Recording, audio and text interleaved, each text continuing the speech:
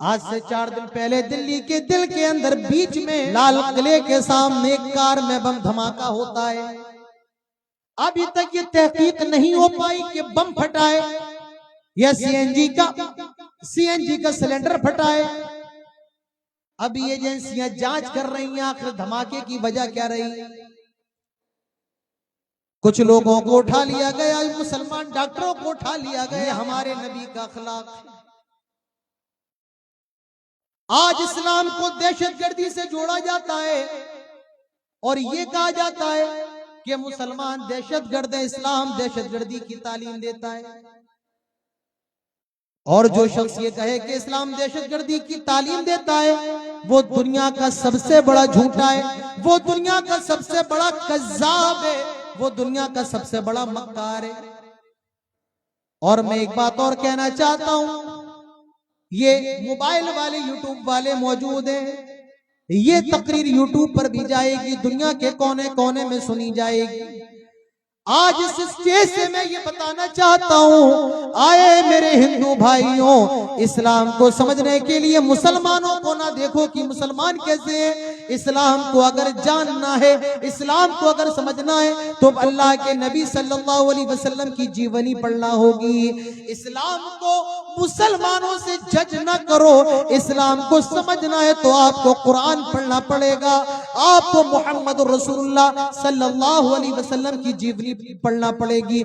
आज मुसलमानों को देखकर इस्लाम को समझा नहीं जा सकता है। और मुसलमानों में एक बात बहुत जिम्मेदारी के साथ कह रहा हूं, हो सके तो मुझे माफ कर देना, इस्लाम को बदनाम जितना ज्यादा मुसलमानों ने किया है, शायद ही गैर मुस्लिमों ने इस्लाम को इतना ज्यादा बदनाम किया हो। आए मुसलमानों, आज तुमने इस्लाम को जितना ज्यादा रुस्वा किया है उतना ज्यादा रुस्वा तो गैर मुस्लिमों ने भी इस्लाम को नहीं किया है। हिंदू धर्म के एक बहुत बड़े आलिम है, नाम है उनका शंकराचार्य। उन्होंने एक किताब लिखी थी, उस किताब का नाम था इस्लाम आतंक। उसमें उन्होंने ये बताया था कि इस्लाम दहशतगर्दी की तालीम देता है। नाम फिर सुन लो, हिंदी के अंदर वो किताब मौजूद है आज भी। उस किताब का नाम था इस्लाम आतंक। लेकिन कुछ महीनों के बाद उन्होंने किताब लिखी दूसरी, और वो किताब का नाम रखा इस्लाम आदर्श, इस्लाम अमन पसंद। सवाल करने वाले ने सवाल किया, आए हिंदुओं के पंडित, आए पंडित जी, आए शंकराचार्य, आखिरकार मामला क्या है? आपने जो पहली किताब लिखी उसमें लिखा था कि इस्लाम दहशतगर्दी का धर्म है, और बाद में फिर आपने किताब लिखी उसमें आपने लिखा कि इस्लाम अमन व अमान का मजहब है। क्या वजह है? आपने किताब का नाम चेंज क्यों कर दिया? आपकी राय क्यों बदल गई? उस हिंदुओं के आलिम ने जवाब दिया, उन्होंने कहा, जब मैंने मुसलमानों को देखा तो मैं ये लिखने पर मजबूर हो गया कि इस्लाम दहशतगर्दी का मजहब है, लेकिन जब मैंने कुरान को पढ़ा, मोहम्मद रसूलुल्लाह सल्लल्लाहु अलैहि वसल्लम के फरमान को पढ़ा, तब मैं ये लिखने पर मजबूर हो गया, इस्लाम आतंकवाद का मजहब नहीं। मुसलमान आतंकवादी तो हो सकता है लेकिन इस्लाम दहशतगर्दी का मजहब नहीं, इस्लाम आतंकवाद का मजहब नहीं, इस्लाम कत्लो गारत गिरी खूनरेजी का मजहब नहीं, इस्लाम तो अमन व अमान का मजहब है। इस्लाम तो ये कहता है जंग के मौके पर अगर कोई तुमसे अमन मांग ले, अमन दे दो, और उसके बाद उसको जाए अमन तक, अमन के कैंप तक छोड़ करके आओ। जो इस्लाम ये कहता हो हालत जंग में भी बच्चों को कत्ल ना करो, जो इस्लाम ये कहता हो कि जंग के अंदर भी औरतों को ना मारो, जो इस्लाम कहता हो जंग के अंदर भी बुजुर्गों को ना मारो, वो इस्लाम दहशतगर्दी का मजहब कैसे हो सकता है? इंग्लिश के अंदर कहा जाता है everything is fair, love and war, के जंग के अंदर और इश्क के अंदर सब जायज है। लेकिन हमारा इस्लाम कहता है कि सब जायज नहीं है। जंग के भी आदाब होते हैं। जंग के आदाब ये हैं, अल्लाह के नबी ने सहाबा से फरमाया था, ला तक़तुलू वलीदा, किसी बच्चे को जंग के अंदर कत्ल ना करना, किसी औरत को कत्ल ना करना, किसी बूढ़े बुजुर्ग को कत्ल ना करना।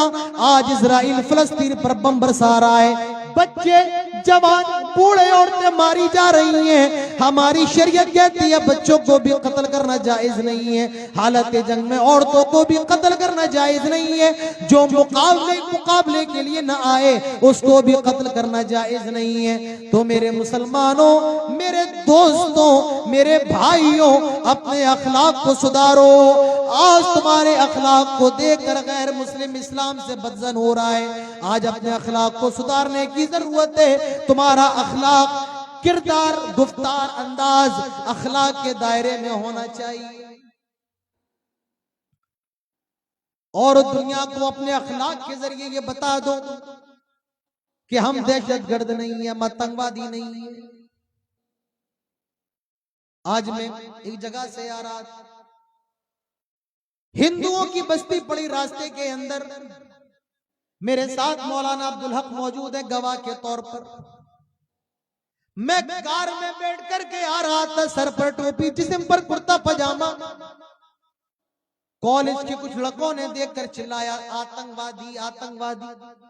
मुझे देख करके चिल्लाने लगे क्योंकि मेरे सर पर टोपी थी, चेहरे पर दाढ़ी है, जिस्म पर सफेद कुर्ता पजामा। कहने लगे आतंकवादी जा रहे हैं। मेरे भाइयों, हमारा ये कसूर है, हम मुजरिम हैं। हम अपने अखलाक से ये साबित नहीं कर पाए कि इस्लाम आतंकवाद का मजहब नहीं है, बल्कि इस्लाम अमन शांति का मजहब है।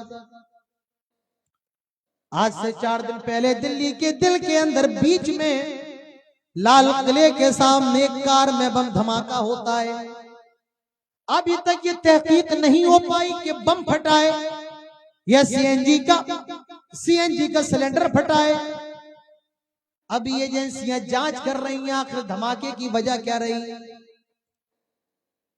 कुछ लोगों को उठा लिया गया, मुसलमान डॉक्टरों को उठा लिया गया इस इल्जाम में कि दहशतगर्दी और बम धमाके को अंजाम देने वाले यही लोग हैं। मैं कहना चाहता हूं, अगर उन पर इल्जाम साबित हो जाए, उनको फांसी की सजा देनी चाहिए। अगर इल्जाम साबित हो जाए, उनको दुनिया के अंदर रहने का हक नहीं है। जो मासूमों का कत्ल करे, जो बेगुनाहों को मारे, उसको दुनिया के अंदर सांस लेने का अधिकार इस्लाम नहीं देता है। अरे इस्लाम ने तो यहाँ तक कह दिया, मन कतल नफ्सन बिगैरि नफ्सिन औ फसादिन फिल अर्द फकअन्नमा कतल अन्नास जमीआ व मन अहयाहा फकअन्नमा अहया अन्नास जमीआ। जो किसी एक आदमी का कत्ल कर दे,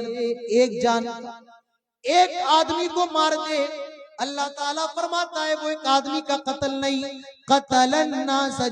आज से 4 दिन पहले दिल्ली के दिल के अंदर बीच में लाल किले के सामने एक कार में बम धमाका होता है।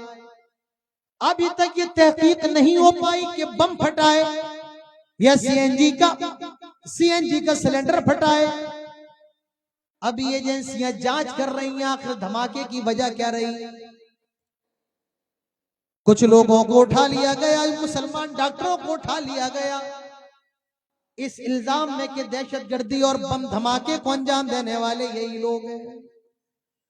मैं कहना चाहता हूं, अगर उन पर इल्जाम साबित हो जाए, उनको फांसी की सजा देनी चाहिए। अगर इल्जाम साबित हो जाए, उनको दुनिया के अंदर रहने का हक नहीं है। जो मासूमों का कत्ल करे, जो बेगुनाहों को मारे, उसको दुनिया के अंदर सांस लेने का अधिकार इस्लाम नहीं देता है।